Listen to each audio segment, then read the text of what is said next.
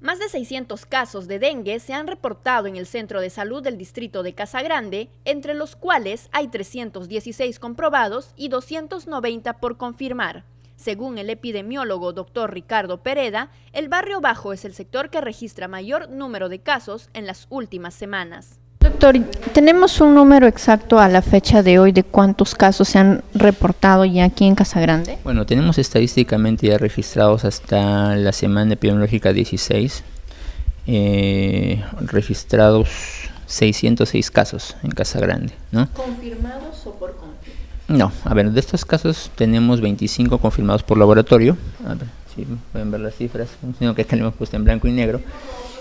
Tenemos 25 casos que son confirmados por laboratorio, tenemos 290 casos que son casos probables, que es por la clínica, y tenemos 289 casos que corresponden a casos se llaman confirmados por nexo. Significa, por ejemplo, que en aquellas zonas donde han encontrado un paciente confirmado por laboratorio, se asume que todos los demás pacientes que están en la periferia de la vivienda de este paciente, es bastante probable que sean casos de dengue, precisamente por el nexo, por la convivencia en la misma zona de influencia del caso. Vemos aquí un cuadro donde las curvas nos indican que están bajando, por ejemplo, los casos, ¿no? Sí, bueno, el primer caso se registró en la semana epidemiológica número 3 y precisamente fue incrementándose la curva con la presencia de aumento de más casos. Nuestro pico más alto ha sido hacia la semana más o menos entre la 8 y la 9, donde prestamos 82 pacientes o casos de dengue, y posteriormente hubo un descenso, nuevamente un incremento hacia la semana 14,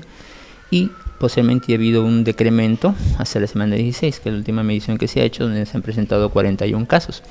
Bueno, durante este periodo se han estado haciendo las tareas de control, tanto de adulticidio, de control de nebulización. Hablamos de la primera etapa porque esta actividad última que se ha hecho corresponde a todo lo que es la segunda etapa de acción, que corresponde a aquellas zonas donde no se interviene en la primera etapa, y entonces esperamos que esta disminución, junto con las actividades iniciales, que es en la primera etapa, más lo que se está haciendo actualmente, que va a consistir en 3 ciclos de vueltas de nebulización, entonces logre o contribuye a la disminución de esta curva al mínimo, ¿no? Ahora, en este segundo gráfico, ¿qué es lo que tenemos? En el segundo gráfico tenemos todo lo que es la presencia de casos por cada zona donde se han ido presentando casos. Acá podemos ver, por ejemplo, en el caso de Barrio Bajo, que es el pico más alto, en lo que va acumulado hasta el fin del mes de abril, que es 116 casos en el caso de Barrio Bajo. Le sigue en segundo lugar lo que es Mil Grau, la primera etapa con 68 casos. Le sigue 17 de marzo con 64 casos. Después sigue Barrio Alto con 51, que fue el foco inicial donde se presentó el primer caso de dengue aquí al nivel de la localidad de Casagrande, y posteriormente ya se han presentado, son menos los casos que aparecen, donde destacan, por ejemplo, Santa Teresita, Nueva Urbanización y Miguel la tercera etapa. El resto de casos son menores, de 10 casos para abajo, algunos tienen una zona de alguno, 1 o 2 casos. Los trabajos de fumigación y control larvario se están realizando, pero aún hay resistencia por parte de la población, siendo el asentamiento humano 17 de marzo el sector donde se han cubierto menos viviendas, logrando trabajar solo el 45% de las casas, y la zona donde hubo mayor cobertura fue Paz y Amistad, donde se llegó a 73% de casas. Entonces se tienen que hacer siempre esas dos actividades en simultáneo, tanto lo que es control larvario como que el control de nebulización o control de adulticida. ¿Cuál es el resultado que se ha tenido en el control larvario? Bueno, al respecto, por ejemplo, hemos en las intervenciones que se han encontrado, desgraciadamente hay que señalarlo, aún tenemos reticencia por parte de la población. Por ejemplo, en el caso de 17 de marzo hemos tenido una cobertura del 45%. O sea, ha habido más del 50% de viviendas que no se han abierto. Obviamente habría que explicar también en función a la realidad de cada zona. Por lo que sabemos, en 17 de marzo es una zona donde la mayoría de la población no necesariamente permanece las 24 horas. Gran parte de la población de 17 de marzo tienen a veces una casa aparte, o sea, tienen otra propiedad y no paran a veces en su vivienda el 17 de marzo, o vienen en la noche a cuidar, o también hay población, por ejemplo, que donde el dueño de casa trabaja, entonces para labores agrícolas, etcétera, y generalmente regresan en la noche. Entonces es bien difícil en ese sentido poder coberturar al 100% por ejemplo las casas en esa zona.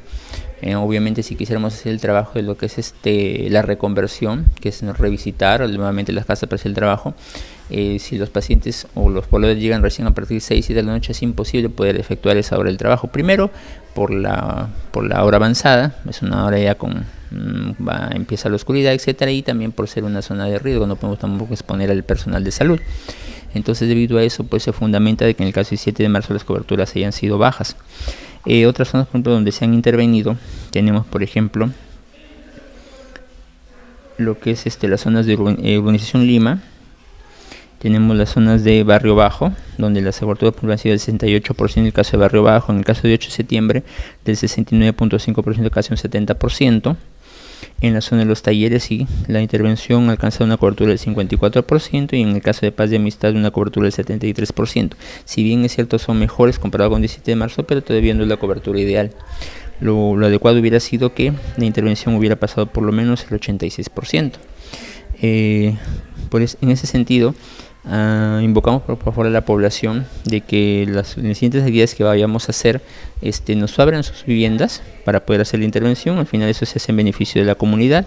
Otros datos, por ejemplo, que tenemos también, Santa Teresita se alcanzó una cobertura del 62%, y en el caso de Miguel Grau tercera etapa una cobertura del 66%, y en Miguel Grau segunda etapa una cobertura del 60.3%.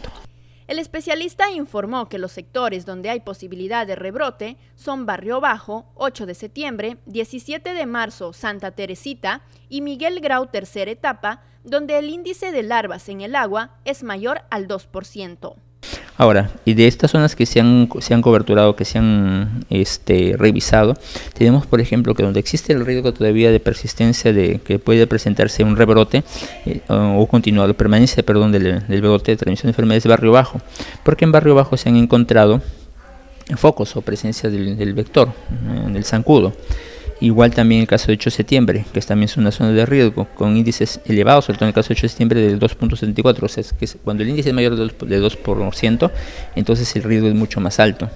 ¿Qué otras zonas también tenemos persistencia del vector al hacer ese trabajo? Se ha encontrado, por ejemplo, en 17 de marzo, un índice de 3.06%, a pesar de que se han podido inspeccionar pocas casas, pero hay presencia del zancudo en las casas que se ha podido evaluar.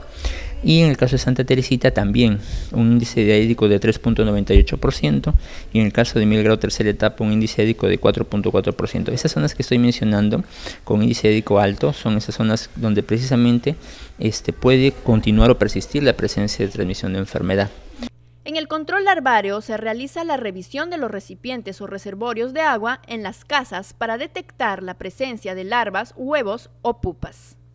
En el control larvario lo que se hace es la revisión de los recipientes o reservorios de agua de cada vivienda, de tal manera que el inspector o el brigadista pueda detectar la presencia en los recipientes de larvas o de huevos, o también de pupas, que son las formas evolutivas más bajas en el caso del mosquito. Entonces, detectada la presencia, por ejemplo, de zancudo, si son recipientes de poco volumen, hablamos de baldes, por ejemplo, bateas, lo ideal es eliminar esa agua, eliminarlo, hacer la educación al paciente con respecto a la limpieza debida que tiene que tener el recipiente, que es el cepillado, el escobillado con detergente o con lejía para eliminación, sobre todo los huevitos que se quedan en las paredes del recipiente, y nuevamente, posteriormente, a hacer una buena limpieza, ya llenar el recipiente y taparlo, que es lo ideal, para evitar que nuevamente llegue el zancudo y vuelva a colonizar con huevitos, con larvas. Ahora, si son recipientes de mayor volumen, hablamos, por ejemplo, recipientes según establece la norma a partir de 200 litros para arriba, entonces, que es difícil obviamente que un poblador con un recipiente con tan alto volumen elimine esa agua, porque muchas veces, a veces por cuestión de trabajo, a veces incluso es agua que les cuesta, entonces es difícil que les puedan estar eliminando. En ese caso, lo ideal, y como es un agua que se consume de a diario, que están sacando de ahí, en este caso lo que se procede es hacer la abatización o la colocación del TMFOS, que es el herbicida, ¿no? Más o menos en una proporción de 1 a 10. Si hablamos, por ejemplo, que encontramos un recipiente que tiene 200 litros, la décima parte le corresponde a 20, representaría 20 gramos que se tienen que colocar, en este caso el abate, en ese recipiente. Ahora, ¿se puede consumir directo normal? Sí, porque la concentración es una concentración mínima que no tiene ningún efecto secundario sobre la salud de las personas. Entonces, a partir de los 100 litros para arriba se pueden colocar esas bolsitas de abate. Entonces, por ejemplo, si hablamos, por ejemplo, hay tanques, por ejemplo, de 1000 litros, entonces en ese caso, como es la décima parte, tendrían que colocarse 100 gramos distribuidos a lo largo o en la superficie, distribuidos de manera simétrica a lo largo de la base del pozo. ¿Para qué? Para que sea una difusión adecuada en todo el volumen de líquido que contenga ese recipiente, y de tal manera que se elimine cualquier riesgo de que ahí se puedan estar criando larvas o huevitos de zancudo. El epidemiólogo informó a Cultural Noticias que la fumigación se reanudará este jueves 5, viernes 6 y sábado 7 de mayo, de acuerdo al siguiente cronograma. La segunda vuelta de nebulización está reprogramada para el día jueves 5 de enero, viernes 6 y sábado 7. En el caso del día jueves 5, hay que señalar que estas fechas son tentativas, está pendiente de la confirmación por parte de la UESA, digamos, esta es la programación inicial. El día de hoy nos están confirmando de manera oficial, pero tentativamente tenemos estas fechas. El día jueves 5 de enero se trabajaría lo que corresponde a Barrio Bajo, 8 de septiembre, Talleres y Paz de Amistad en lo que correspondería a la segunda vuelta.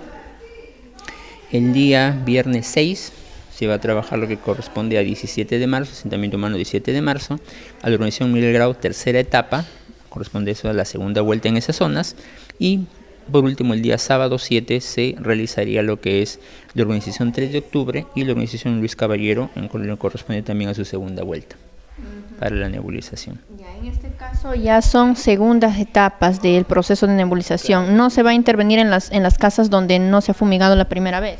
No, sí. La idea es que se puede incluso ampliar. Si es que hay viviendas donde no se puede intervenir por primera vez, en el primer recorrido sí se va a poder intervenir en la segunda vez que se haga, si es que la presencia del familiar, en este caso del poblador, y nos facilitan el ingreso, ¿no? Entonces invocamos a la población, que ya avisándoles con anticipación, que esos días, por favor, dejen, si no va a estar toda la familia, dejen por lo menos una persona responsable que abra las puertas, que prepare el lugar o el ambiente para que pueda ingresar el equipo de fumigación. Recuerda, la lucha contra el dengue es tarea de todos.